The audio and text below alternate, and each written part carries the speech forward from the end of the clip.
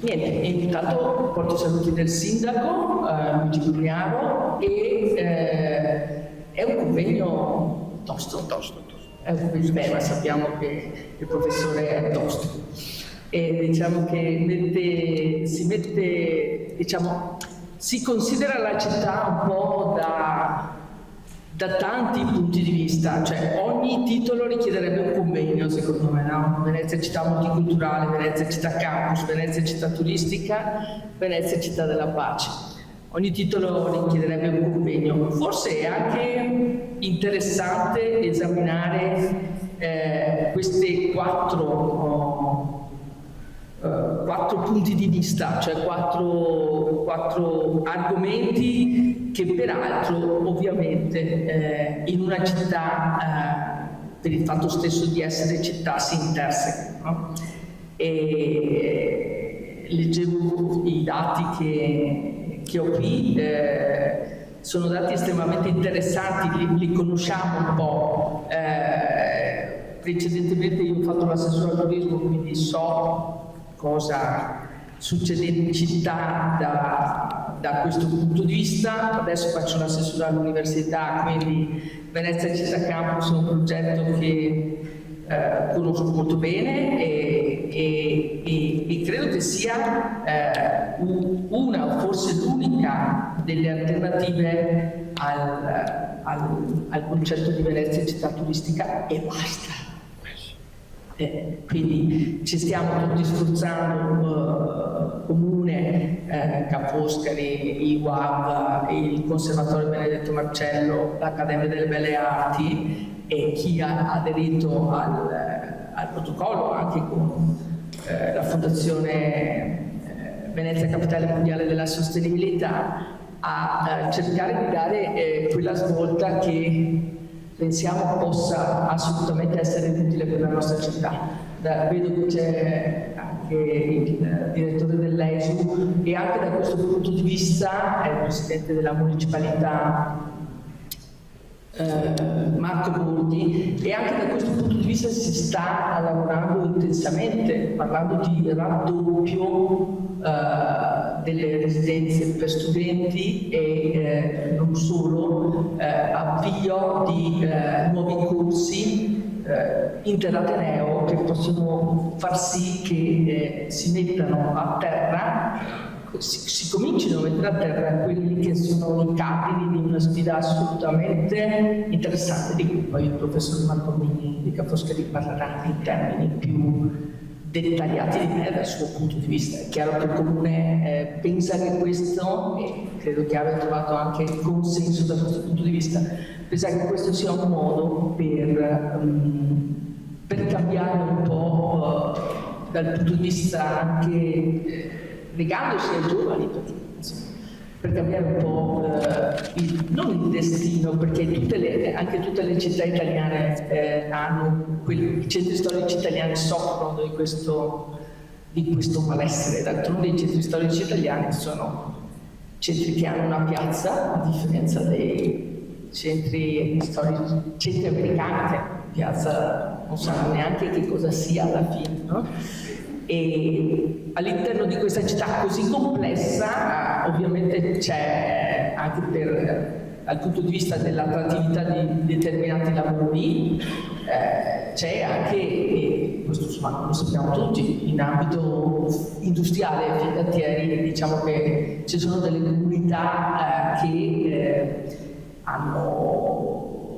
lavorano intensamente, come può essere la comunità bengalese. Mi pare che i bengalesi affittatieri si parli di 6-8 mila persone.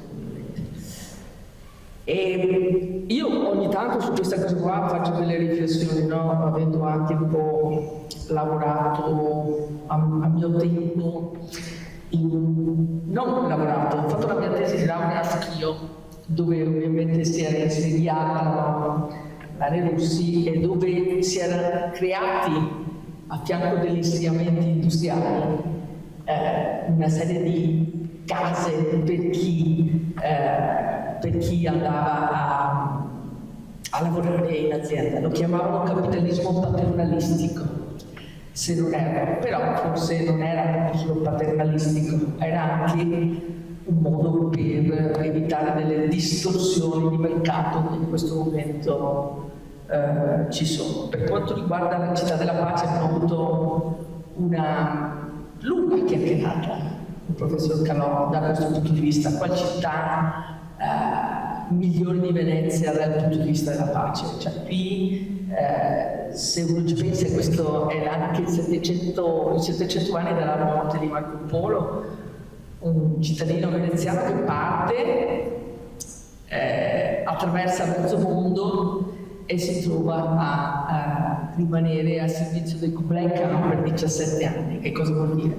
Che probabilmente all'interno del nostro modo di vedere, mi metto da noi perché penso anch'io di essere una persona che non ha problemi nei confronti delle aperture culturali, non ha problemi nei confronti del confronto col mondo, non ha problemi a assumere il meglio, perché è proprio dal confronto con gli altri che si trovano le cose migliori. Io detesto il provincialismo, cioè mi fa sotto me, che un po' ci contraddistingue per certi versi, e invece già abbiamo avuto grandissimi veneziani che hanno amministrato benissimo la nostra città, perché questo lo dico da storica, posso affermarlo con assoluta tranquillità, nella gestione del territorio, nella gestione della giustizia, nella gestione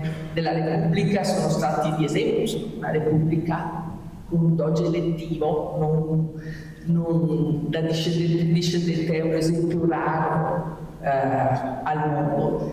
E insitamente questa città, questo ruolo, ricordo anche un saggio stranissimo uscito nel 2016 di un francese che scriveva di come i diplomatici tedeschi venissero a Venezia nel 300 a imparare diplomazia. Che cosa vuol dire?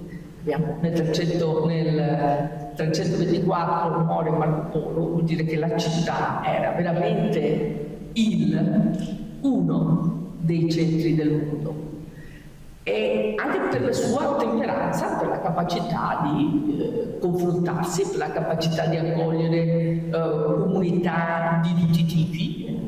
C'è fotografie tedeschi, fotografie turchi, guardiamo il ghetto in una maniera diversa, nel senso che era anche un senso di protezione per alcuni versi, non era un senso di segregazione, quindi la comunità ebraica e tantissime altre comunità, perché gli sciaboni, perché gli albanesi, perché veramente gente da ogni dove. Nel momento in cui ti confronti e hai la possibilità di guardarti i portoghesi, hai anche la possibilità di sapere quale bene è il bene della pace. Vi lascio una riflessione che ho fatto in questi giorni, no? Si parla tantissimo di pace. L'altro giorno sentivo due che litigavano su una stupidaggine assurda. Ho detto, ma ragazzi, ma scusate una cosa, noi ci riempiamo la bocca di pace, ma se non sappiamo confrontarci gli uni con gli altri sulle stupidaggini, che cosa diciamo?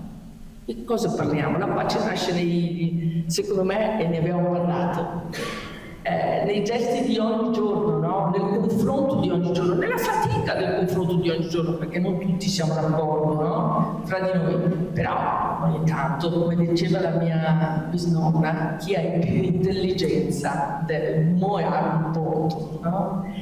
E deve usarla, quindi, e credo che da questo punto di vista Venezia non abbia difficoltà a configurarsi come una città in cui si può parlare di pace, si può parlare di convivenza, si può parlare di accoglienza, si può parlare di tutto quello che forse il mondo adesso dimentica. Ieri ero all'inaugurazione del Fruscamon e vedere questi ragazzi che si confrontano su tematiche importanti, quale anche la pace, venire un po' da tutte le parti del mondo. Ho detto, portatevi a casa la parte diciamo, di confronto, no? Di quella scolastica, quella che vi apre al mondo, al futuro e quant'altro, ma portatevi a casa soprattutto l'umanità, la simpatia, il fatto di poter stare insieme e di guardare a un futuro che è migliore.